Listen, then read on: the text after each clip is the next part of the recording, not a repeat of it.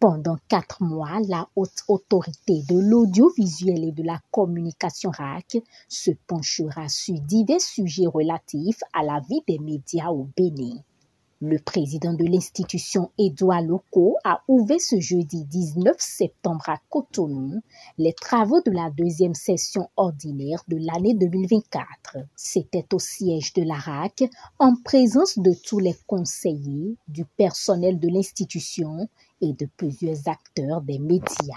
Depuis notre installation il y a 2 mois, il nous tardait tant, après bien sûr 2 mois d'entraînement et d'étirement des muscles, de nous jeter à l'eau. Parce que toutes les décisions de régulation à la RAC ne se prennent qu'en plénière, donc au cours d'une session. Nous y voilà donc. J'avais dit lors de mon installation que la RAC, qui est en train de fêter ses notes de perles, ne nous paraît pas, ce n'est pas moi, ça ne nous paraît pas avoir toute la vigueur, toute l'assurance que pourrait avoir une belle dame de 30 ans. À qui la faute? Nous n'allons pas facilement battre notre coude sur la poitrine des cadres de la maison, mais s'il y a des pierres à envoyer, on ne va pas toutes les envoyer dans leur jardin, mais de grosses pierres doivent se retrouver dans leur jardin. À l'ouverture de cette session, le président de la RAC a invité ses collègues conseillers à œuvrer pour l'amélioration du travail administratif et technique pour une RAC crédible et patriotique au service de la nation béninoise et du secteur des médias.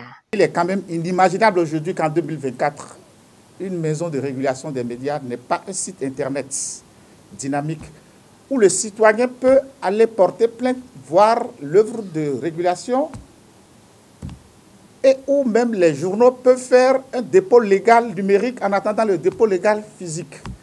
Une maison où il n'y a même pas le haut débit. Une maison où tous les jours je vois manque d'ordinateur. Vous aurez quand même pu avoir ce minimum. Je n'ai jamais entendu depuis de dehors ni de dedans le syndicat ou les cadres se plaignent de cet état de choses.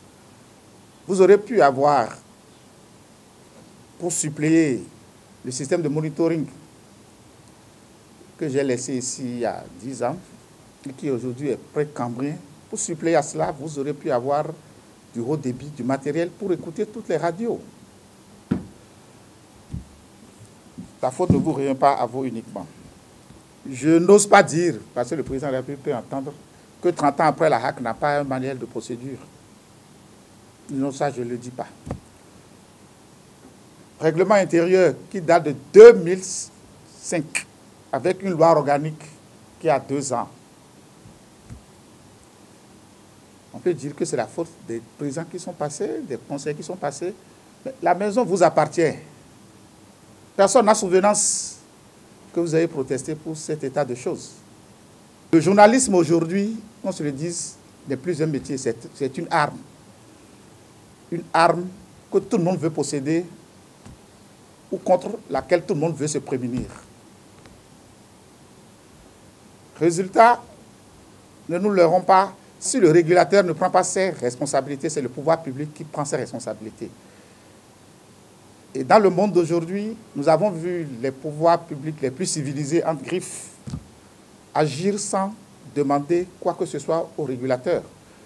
Plus aucun pouvoir public ne permet à ce que cette arme soit retournée contre le pays. Même si vous avez le permis de chasse, on ne tire plus sur tous les gibiers. Ce n'est pas possible. Et pour mieux assainir le milieu, nous allons continuer à étudier les plaintes, organiser des auditions publiques, signer des conventions en attente, retirer certaines fréquences qui ont été données de façon un peu trop, je ne vais pas dire irresponsable, et ne pas respecter les règles, en inventant des typologies qui n'existent pas.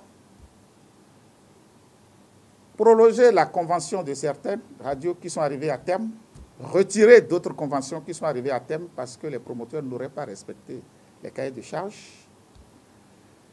nous battre pour que ce qui est dû à la presse soit payé, parce que depuis quand même 7 ans, 8 ans, l'aide de l'État a été toujours votée par les députés. Ça fait 7 ans, 8 ans, nous n'avons pas vu un seul copec.